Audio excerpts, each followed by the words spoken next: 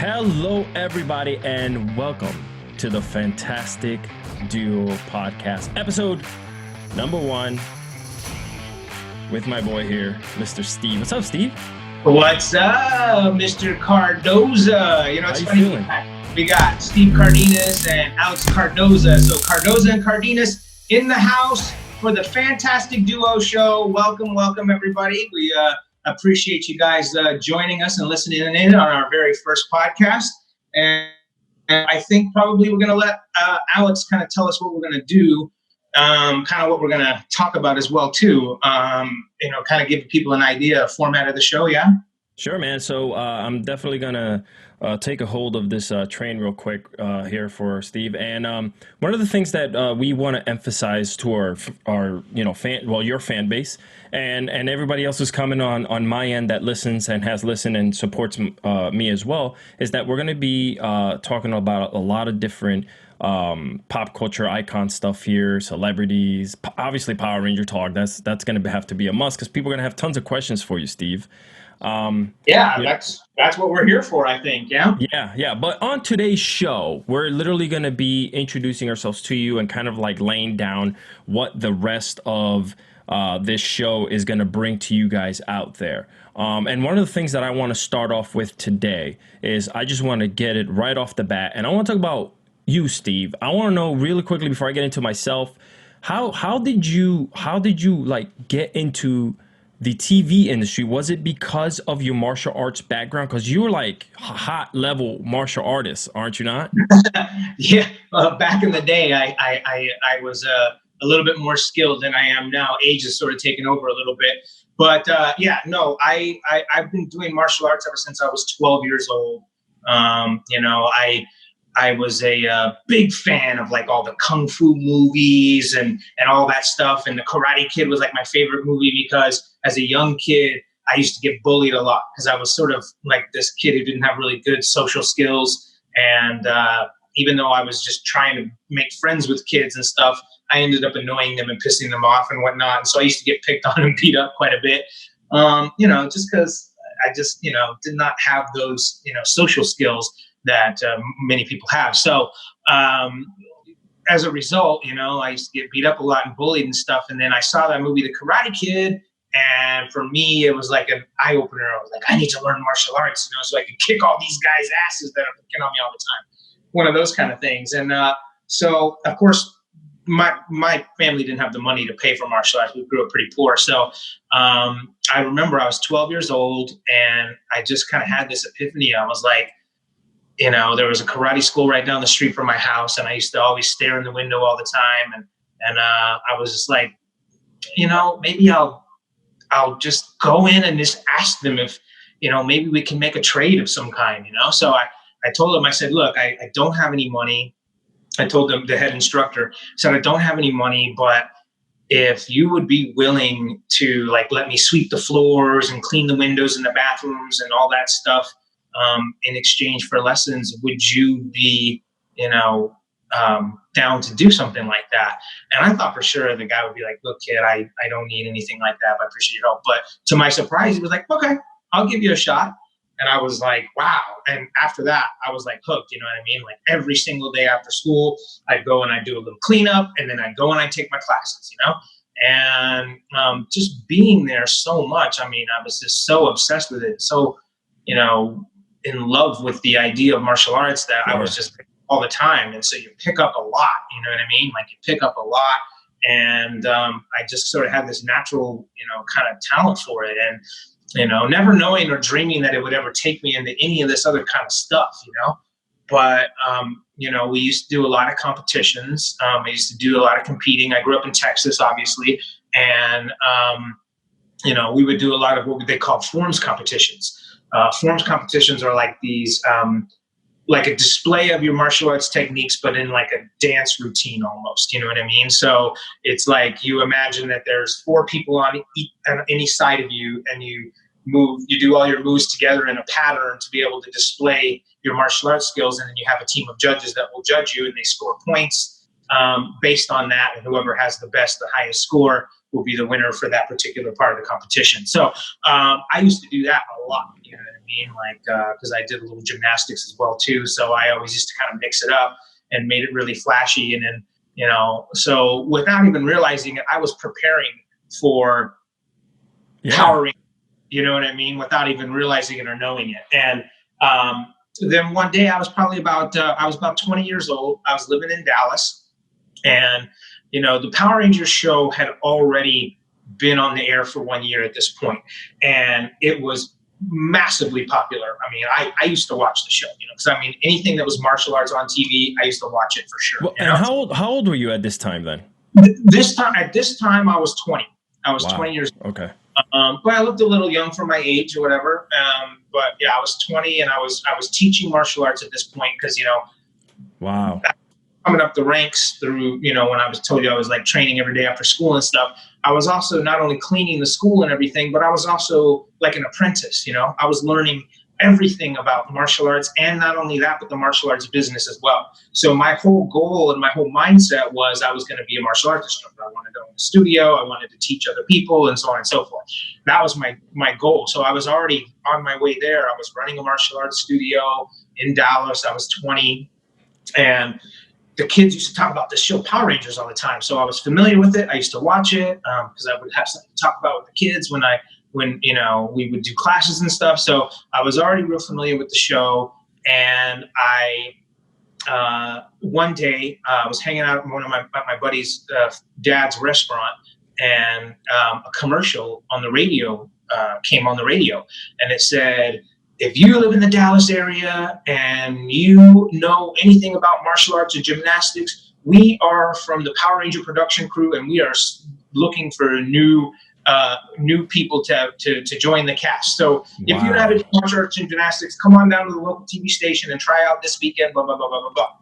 So I just said, hey, I know how to do martial arts and gymnastics. I'll go down and give it a shot. And of course, when I got there, I did not expect this, but there was like about 5,000 people in the parking lot just waiting for an opportunity to try out for this show. So much like if you picture like American Idol, where everybody's all waiting outside to get their chance to go into the room and sit in front of the three judges, that's exactly what I had to do. I was waiting in this big waiting room for my opportunity to go stand in front of the three casting directors that were sitting at a table. And it was exactly like American Idol in that sense, you know what I mean? And they gave me 30 seconds to show what I know how to do, and then they let me know on the spot if I was going to be able to get a callback or not. So when it came my turn, I just did kind of put together this martial arts routine that had all kinds of flashy stuff in it, with flips and everything. And I guess they must have liked it, because they were like, yeah, we'd like to give you a callback. So they called me back. Like that was on a Saturday when I auditioned. They called me back on a Monday, and they said, yeah, we showed your video to the producers. They really liked it, and we'd like to fly you out to California to audition I'm Saban, And I was just like, that point, I was freaking out. I'm like, wow, this could be big, this could be real. So the next day they put me on a flight because I'm from Dallas to Burbank, California. And we got picked up and we got brought right to the Saban headquarters. And they essentially took the boardroom and moved a big giant table in the middle of the boardroom. They moved it over against the wall so that Haim Saban and Shuki Levy and the casting directors could all sit at this big long board table and have a big empty space for us to do our stuff. And they had picked 3 people from Dallas. They picked 3 people from Florida, 3 people from New York, and all over the place, and they brought them all together to do this one big audition. And then they started they said, hey, let's see how this guy from New York looks like with this girl from Texas. Let's see how this guy from Texas looks like this with this girl from Florida. They kind of mixed and matched just to see which group looked the best together. And then of course we had to show them our routines and stuff like that.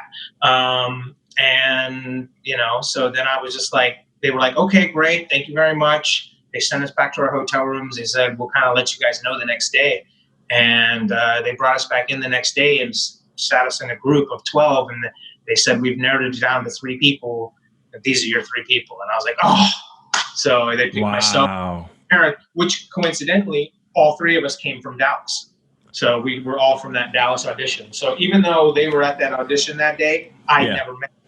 because obviously there was, thousands of people there. So I didn't actually get to meet them until we all met at the airport to go to California. So we got hired, we got the job, and then they were like, listen, we have to start filming right away. So we can't send you back home. So we're going to keep you in this hotel. And is there any way that, a family member or whatever could mail your clothes to us? So I was like, I had to get put into a box and shipped to me. So I had clothes, and it was just the most bizarre thing. You know what I mean? Like in the span of 4 days, right? Because I auditioned on a Saturday and they flew me out on they called me on a Monday for the callback, flew me on a Tuesday, auditioned on Tuesday, and Wednesday they gave me the part. And then we immediately went right into production. So it was just insane, That's great. I couldn't, normal audition processes don't happen like that. Usually auditions are done over the span of several months when they're looking to cast people, but they were on a time crunch because the other 3 Rangers had quit the show and they needed to fill the slot pretty quickly. And so I just happened to be weirdly in the right place at the right time, the right casting director. It's just one of those weird things where everything kind of just fell into place, and my life has been different ever since, No, of course. So, and check it out, guys. But sorry, go ahead. No, yeah. So I see that like this like exactly what you said. It was like fate, man. You started your martial arts, by working your ass off, cleaning the dojo out and helping around. And you like from 12 to 20, you put in a lot of time.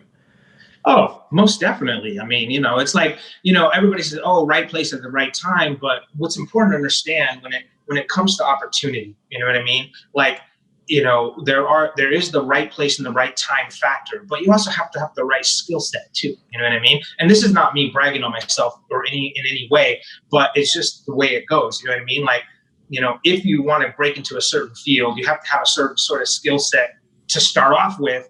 And then from there, it's kind of like who you know and who you run into and who kind of like moves you along, and also the timing of all that stuff like that. So, and that's kind of just how it is with life, period. But in this particular instance, it really, changed my life. Do you remember at all, like, the person who was in front of you that went before you? And like, did you see them leave the audition or anything? Or like, were you just so hyper focused on what you were doing that you kind of like blocked all that out? Yeah, I do remember like a couple of people that were there at the audition with me. Matter of fact, one of the guys that I met while we were waiting in the big waiting room and stuff, was a good friend of mine actually to this day. So his name is Cruz, and he was a pretty phenomenal martial artist as well too. He was up in that same block that was auditioning at the same time I was, and we got to talking, and we're like just talking about, oh, how cool would it be if this happens, blah blah blah blah blah, the whole nine, right? And for whatever reason, he didn't get that call back. But I remained friends with him. And, because I was a guy that was like running the studio and stuff like that, once I left, well, that, I wasn't there to run the studio anymore right. either. This guy needed a job. So, I recommended my instructor hire this guy to take my place since I was going to be gone. And that ended up working out really well. He ended up being like, part of our team for years and years after that with our martial arts studio. So good man. That's amazing. Cruz.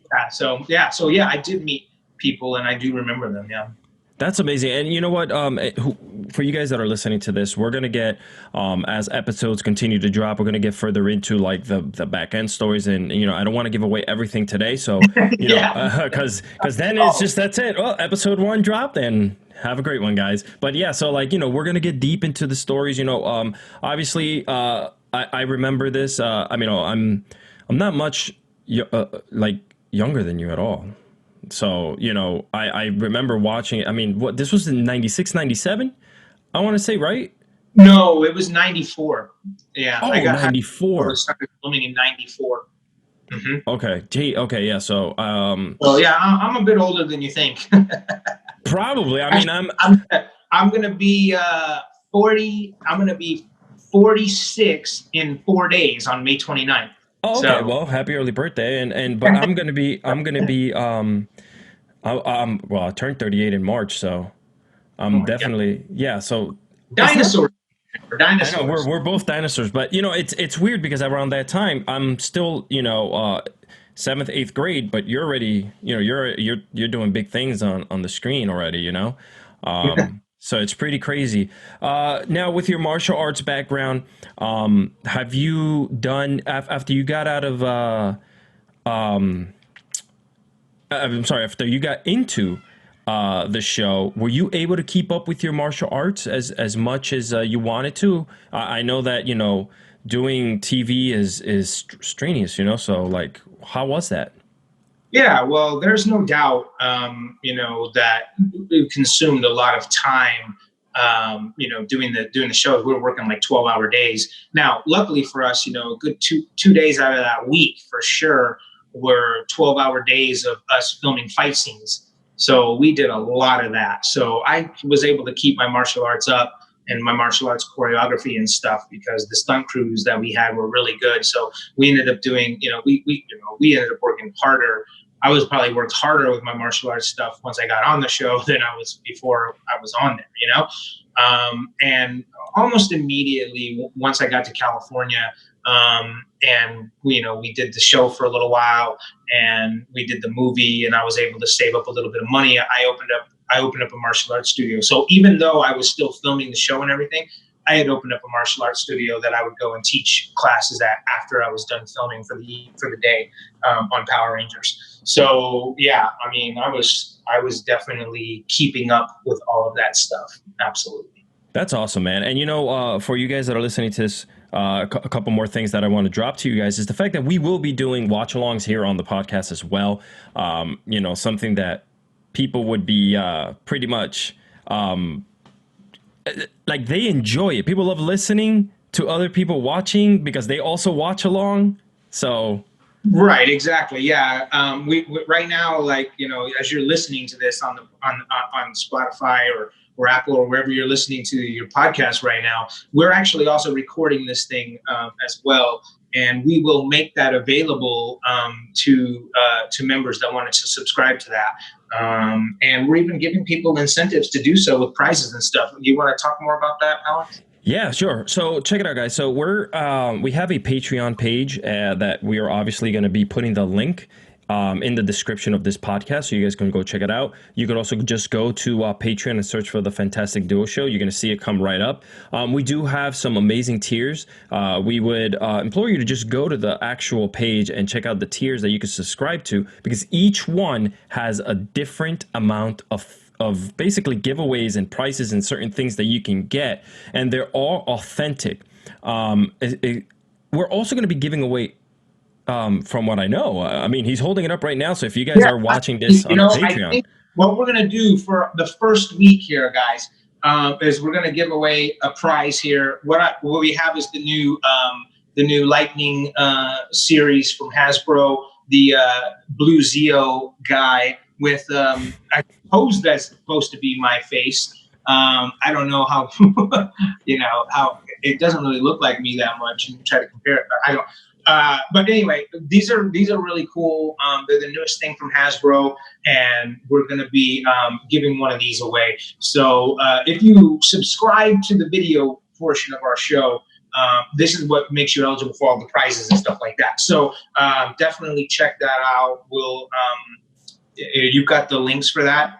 You go to Patreon, you look up the Fantastic Duo Show, right, Alex? That's how that works. yeah, for sure. Yeah. And like I mentioned before, you guys will be able to see it on our social media accounts as well. We're going to be always posting up what we're giving away that week on our Patreon. And the only way you can get it is obviously by joining our Patreon page at patreon.com/the Fantastic Duo Show.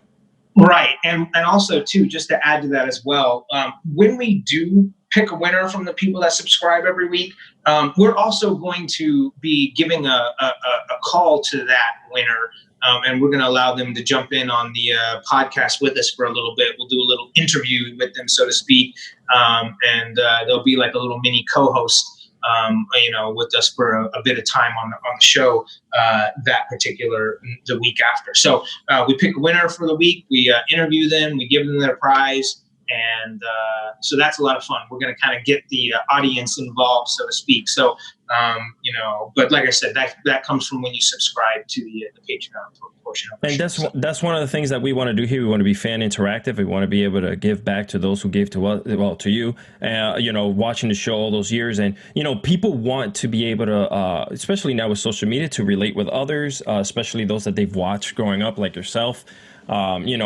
Just that one-on-oneness, and it's not going to end just there, guys. We're going to be doing, besides the watch-alongs, we're going to be doing special segments like Ask Steve Anything, Ask Myself Anything, like, just every interaction that we can have with you guys who are part of the show, we're going to be putting out there, because that's what this is all about, the interactivity. We don't want you to just sit there listening. We want you to be a part of it any way that you can, and yeah, Steve has a we're gonna lot. have all kinds of like fun contests and all kinds of wacky stuff that we're going to be, doing. And again, we want you guys to be a part of it all. So, definitely stay tuned for a lot of stuff that we're going to be doing. Yeah, and for sure. Like, and if you guys are wondering who the hell is this weird dude speaking right now, with That's my old Cardoza. yeah, with this icon of the television networks back in the day. Well, my name, like I said before, my name's Alex. I kind of grown up around watching Power Rangers, and like everyone else, it was a fan. So this is kind of surreal for me to be sitting across from somebody, even though it's virtually, that I watched and wanted to learn martial arts from growing up. So, there's always a side of me that has a little bit of the fan in him. And this is definitely one of those moments. So I want to thank you, of course, Steve, for taking the time to even speak to me and get this started, man. This is exciting for me. You know what I mean? Like I've been, as we've been talking for a long time, about putting this thing together, and I'm glad that we're finally kicking it off. And Alex is a great producer, guys. I know he also does, some podcasts for other celebrities as well too. Like you also work with one of the Real Housewives of New Jersey, yeah. So I work. no, I work with. right. Okay, cool. Yeah, Yeah, yeah. right. So I Exactly work. where you're from too, right? Yeah, So yeah. So I work. I've worked. I've worked on the show. I've worked on different podcasts with a couple of the housewives. I also have some other clients. But one of one of the things that I really hang my hat on is just the fact that I served from early 2001 to 2008 in the Marine Corps. So I served basically during operations. Yeah, I've served during Operation Iraqi and that's the Enduring real Freedom. hero. That's the Oh real no, hero. no, no. So I'll. How big hero, Hey, listen, you were a hero regardless on television. You played one on TV. Yeah. Well,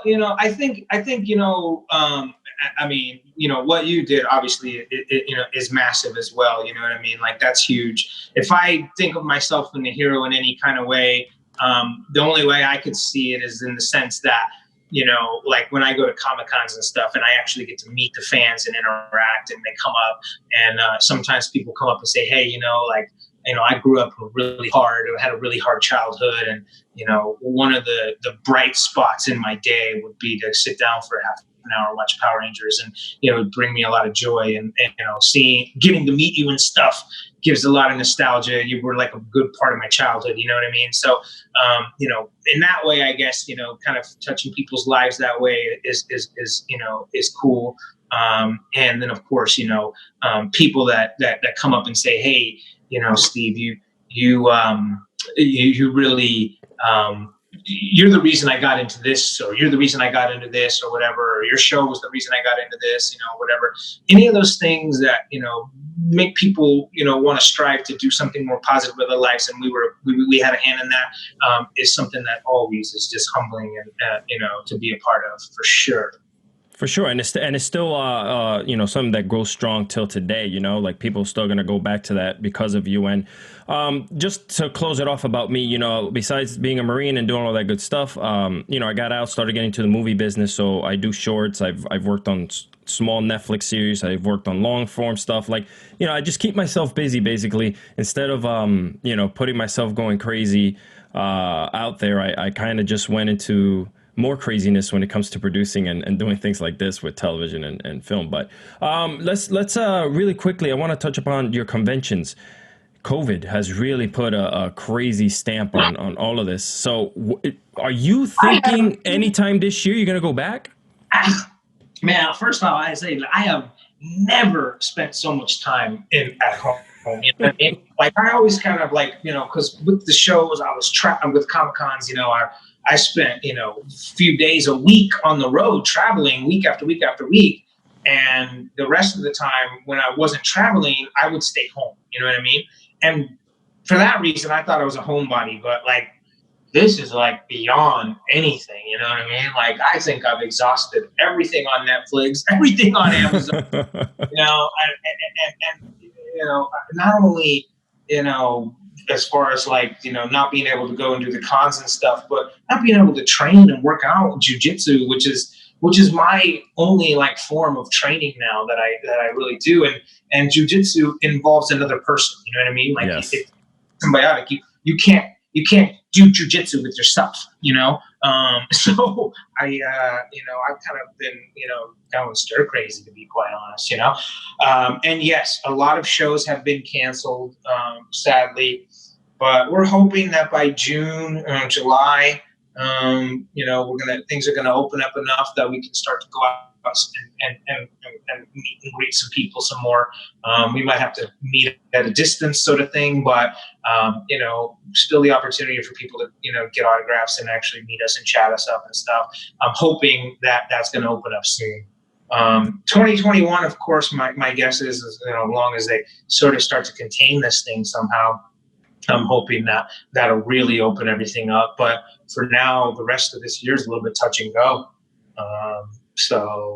Your guess is as good as mine, Alex. I have no idea, but yeah, as of now, I mean, like all my March shows got canceled, April shows got canceled, my May shows have been canceled, June shows looks like they're all canceled. So it doesn't look like I'm gonna start doing appearances till maybe July. Wow, that's crazy. That's insane. When you think about it, we've lived this long on this earth, and this is happening now. At this time. It's pretty unprecedented. You know what I mean? And I mean, I'm not one who likes to get political or anything like that, just because like I don't like to ever alienate people and stuff. But I think one thing we can agree on is that if we're going to start opening up, we need to be able to have like ways that we can get people tested for this stuff, and that's one thing that we're lacking on for sure is we do not have enough tests out there. But, I mean, what are we going to do? I mean, No, you're right. You're right.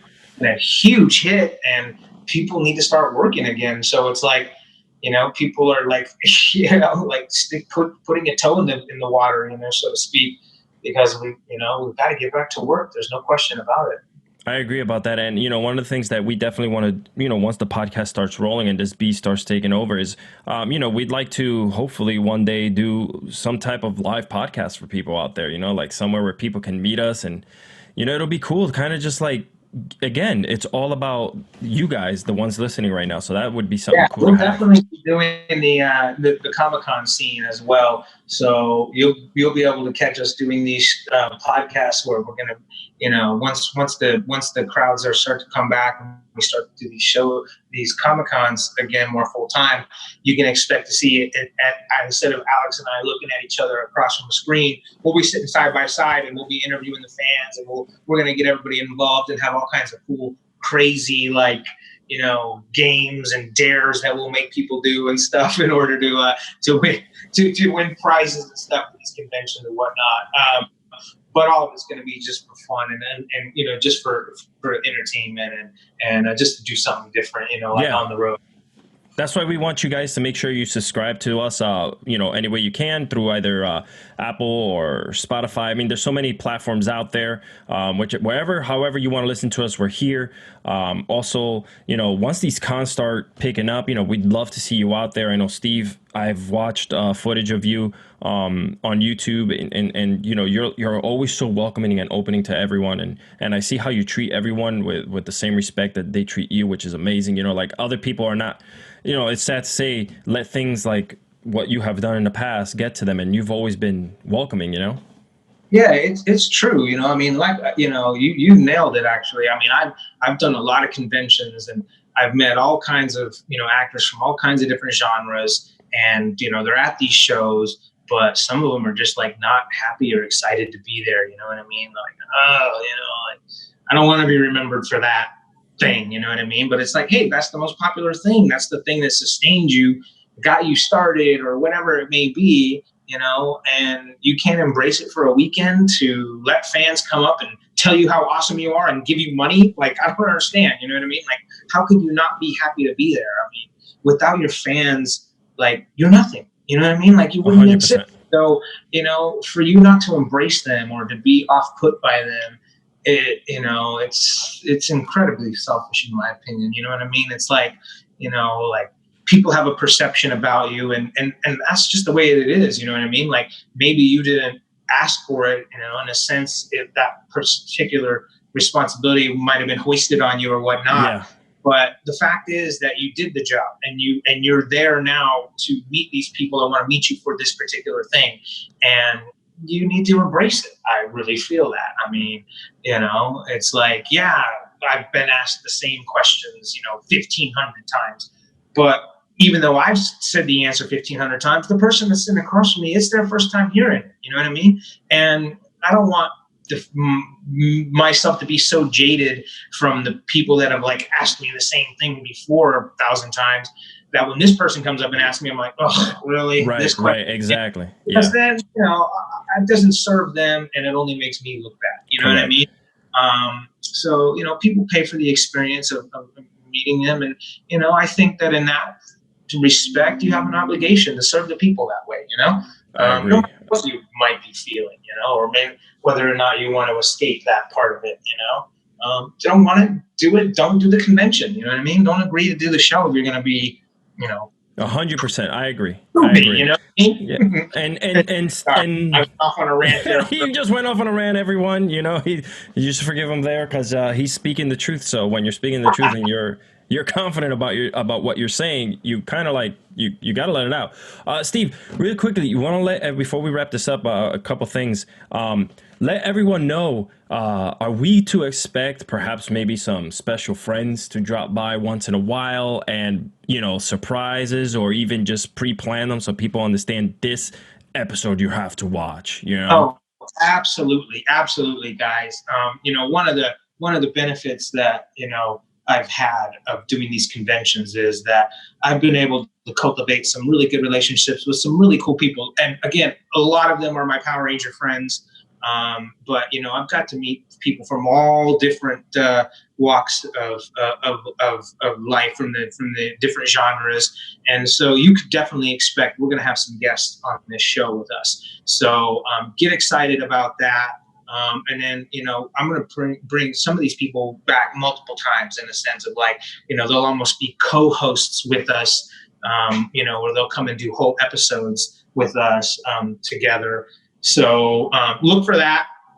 I don't want to spoil it with like which ones we're going to have, but believe me, before that show airs, we'll let you know who's going to be on there with us and so on and so forth. So be on the lookout for that. I'm very excited to have guest hosts.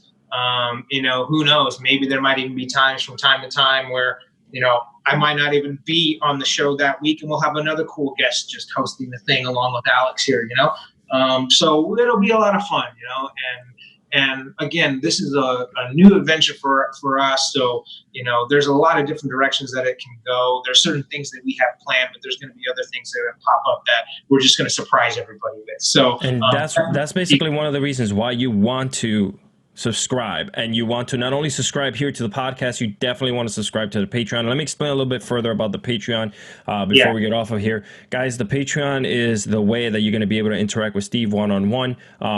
Starting from tier 1, we have so many great things that we're going to be giving to you, the fans, the friends that are going to be part of the show. And also, it's a good way to support the podcast, because this will also give us the longevity that we need, and the podcast to grow, not only from the vantage point where we can probably put something together where we can meet people live, but also like we can upgrade the podcast, whether it be cameras, whether it be the recording equipment that Steve has there at home. Everything is being used. It'll also give us that opportunity to get the sponsors that we will need to really elevate the show to the next level as well too. So the earlier that you guys can start supporting us through this, the sooner we'll be able to start bringing more fantastic aspects to the show as well too. So But all of that being said, and I know we're probably going to wrap up real soon. I just want to tell everybody, thank you. Like seriously, like you guys have grown up with us, and we've kind of like, we were kind of young too, so we've grown up with the fans now as well too, especially in the last 10 years. And it's been a real blessing, like that, and we appreciate you guys being lifelong fans like this for so long. It was something we never expected when we got started on the show.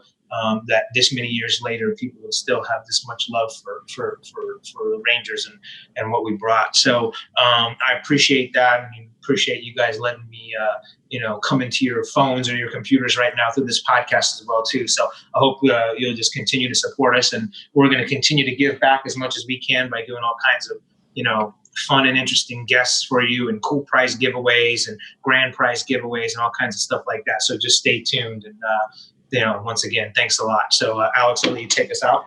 Yeah, so for sure, guys, check this out. You're going to be able to listen to us every single Monday. We're going to be dropping a hot new podcast for you. It's going to be on absolutely every single podcast platform. If you guys want to get the video portion of this and watch us and be part of it, there's the patreon.com, and search for the Fantastic Duo Show. We'll also be probably twinkling things like having people maybe watch live and be part of the whole show. Just watch there and sit there, as opposed to wait till the podcast to drop. And that's all being part of the Patreon. You're going to get it first. That's what this whole thing is. We are giving back. So really quickly, Steve, I'm pretty sure everybody who's going to be listening to this knows where to find you, but where can they, not your address, but like your Yeah. Hey guys, look at my house. Come on, somebody come over and hang out with me. I got a bar in the back. You can. I'm mainly. I have Twitter and I have Facebook, guys. But if you honestly want to be able to like interact with me, or if you want to be able to know where I do most of my stuff, is on Instagram. So it's Steve Cardenas PR, and PR is for Power Ranger. So if you guys want to follow me there at like I said, as Steve Cardenas PR. And then, of course, definitely follow Alex at Alexis Cardoza as well. You need to follow both of us and keep up with all the stuff, because we're going to keep you abreast on those social media pages as to the upcoming shows and what's going to be involved, and what to look forward to from week to week. So definitely follow us for sure. For sure, guys. Once again, thank you again for listening. Thank you, Steve, for this new venture that we're about to take off and take over with. And with that being said, Steve, drop that hotline, bro. Holla! It's morphin' time! Later, guys. Yeah. May the power protect you guys. Thank you all so much.